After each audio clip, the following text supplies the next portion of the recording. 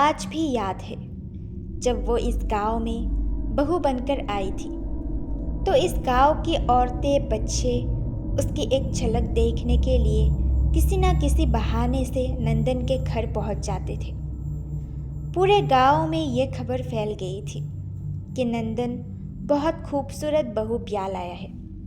सचमुच गेरुआ रंग होते हुए भी फुलमनी की शक्ल ऐसी थी मानो उसे किसी मूर्तिकार ने अपने सांचे से बाहर निकाला हो, जिस पे कहीं कोई खोट नहीं थी।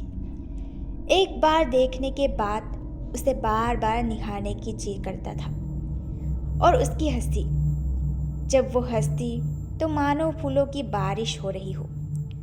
उसकी उम्र यही कोई 17-18 साल रही होगी।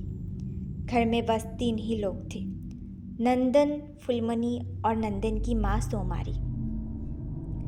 कहीं नई नवेली दुल्हन को गांव वालों की नज़र ना लग जाए, इसलिए सोमारी फुलमनी को घर में ही कामों में रिझाए रखती थी। उसे घर की चौखट से बाहर नहीं निकालने देती थी। नंदन तो फुलमुनिया पर इस कदर फिदा था कि कई कई दिन काम पर ना जाता। दिन भर उससे बातें करता रहता, हंसी ठिठोली करता रहता। लेकिन नंदन के सुनहरे दिन ज़्यादा दिन के नहीं थे। 3 महीने बाद ही ठेकेदार ने उसे काम से निकाल दिया था। अब दिन भर नंदन घर पर ही पड़ा रहता। धीरे धीरे नंदन गांव के आवारा मवालियों के साथ उठने बैठने लगा। उसे पीने की लत लग गई थी। गांव से थोड़ी दूर पर शहर जाने वाले रास्ते पर एक ढाबा था। सुमारी वही झाड़ू पोछा और बर्तन धोने का काम करने लगी थी।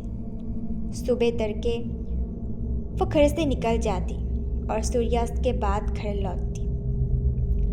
वहाँ से जो कुछ भी मिलता उसे आकर बहू के हाथों में रख देती और बहू भी तुरंत कटोरी में तेल लेकर सास के पैरों तले बैठ जाती। पूरे गांव में ये बात फैल गई थी कि नंदन की बहू फुलमती रूपवती होने के साथ साथ स्वभाव की भी भली थी। इसी तरह 4 वर्ष बीत गए, लेकिन फुलमनी अब तक सोमारी की गोद में एक पोता नहीं दे पाई थी। वही सोमारी अब फुलमनिया को बात बात पर ताने मारने लगी। तुम्हारे बाप का हमने क्या बिगाड़ा था कि वो तुम्हें यहाँ लाकर बांध गई। इसी तरह उसे और हर तरह की गालियाँ देती। उस दिन जब सोमारी ढाबे से घर लौटी तो उसका सर दर्द से फटा जा रहा था। दोनों हाथों से अपना सर पकड़ वो कराहे जा रही थी। फुलमनिया ने उसे देखा तो दौड़कर उसके पास आई, लेकिन सोमारी ने उल्टे उसे फटकारते हुए कहा, हाथ मत लगाना मुझे बंसिन। ना जाने क्या सोचकर तू इस घर में आई कि आते ही तूने मेरे बेटे नंदू की नौकरी चुरा दी, उसे शराबी बना दिया। अब मेरे पास मत आना। कौन जाने अब तेरा इरादा मुझे मारने का भी हो। उसी समय पता नहीं कहाँ से नंदन आ टपका। आते ही वो फुलमनिया पर बरस पड़ा। कहने लगा, क्या कहा तूने? क्या कहा? तू मेरे माँ को मारना चाहती है? तेरी इतनी हिम्मत? ऐसा बोलकर फुलमनिया का छोटा खिसकर उसके पीठ पर जोर से एक घूसा मारा और उसे जोर से धकेल दिया। फुलमनिया जमीन पर मुंह के बल आ गिरी और उसके सामने का एक दांत टूट गया। सांचे से निकली मूर्ति में अब एक खोट आ गई थी। सोमारी के सर का दर्द कम नहीं हो रहा था, लेकिन वो फुलमनिया को पास फटकने भी नहीं देती थी। कल से उसे तेज बुखार भी रहने लगा। नंदन को इसके जरा भी परवाह नहीं थी। फुलमनी ने गांव के हकीम को बुला लाया। हकीम ने दवा दी, लेकिन फिर भी बुखार उतरने का नाम नहीं ले रहा था। 2 दिन बाद सोमारी चल बसी। माँ के मर जाने पर नंदन फुलमनिया को कहने लगा कि तू दायन है, तू ही माँ को खा गई। अब से हमेशा उस पर लात खुसा बरसते रहा। फुलमनी अब दिन भर इधर उधर खेतों में घास कटती और उसे खोताल में बेच देती। दिन भर में वो 7 या 8 पोछा बनाती। आमदनी का यही जरिया था। इत्तेफाक देखिए, सोमारी के मरते ही फुलमनी गर्भवती हो गई, लेकिन बच्चा बच नहीं पाया। फुलमनी फिर गर्भवती हुई, लेकिन फिर बच्चा बच ना पाया। वह अब हर साल बच्चा जनने लगी। उसने कुल 6 बच्चे जने थे, जिसमें एक ही बचा, वो भी गूंगा। गांव भर में ये बात फैल गई कि फुलमनिया सच में डायन है। वह अपने ही बच्चों को एक एक कर खा गई और एक को गूंगा बनाकर छोड़ दिया। गांव वालों ने उसे अपनी बिरादरी से निकाल दिया। फुलमनिया की सासें उसके गूंगे बेटे से बंधी थी। उसी की नींद उठती और उसी की नींद सोती। गरीबी, अज्ञानता और दिन रात की कड़ी मेहनत ने उसे काफ़ी दुर्बल बना दिया था। उस पर से गांव वालों की अवहेलना सहते सहते वो कमज़ोर हो चली थी। बिल्कुल एक सूखी लकड़ी की तरह हो गई थी, जिसे जब चाहे जहाँ से कोई तोड़ दे।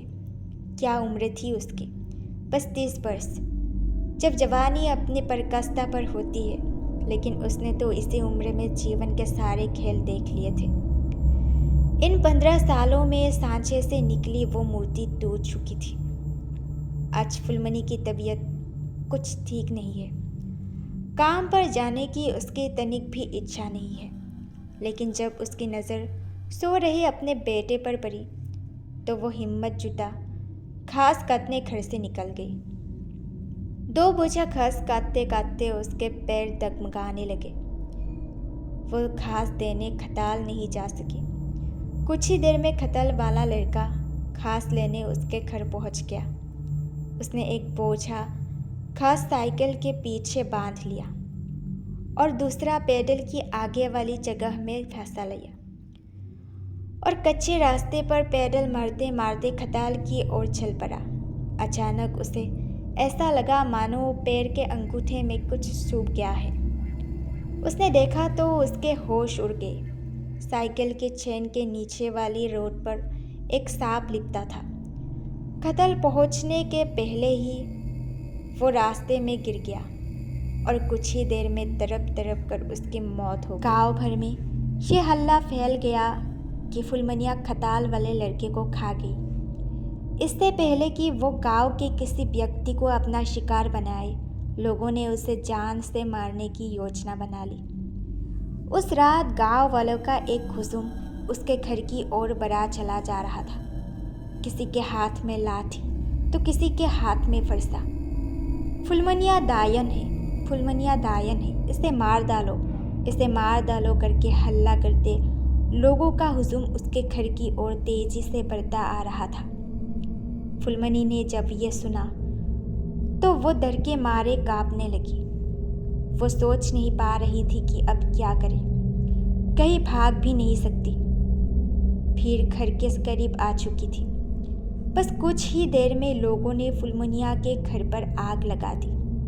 फुलमनिया वही तड़प तड़प कर अपने बच्चे को लेकर चिल्लाती रही, भीख मांगती रही, लेकिन किसी को उस पर थोड़ी सी भी दया नहीं आई।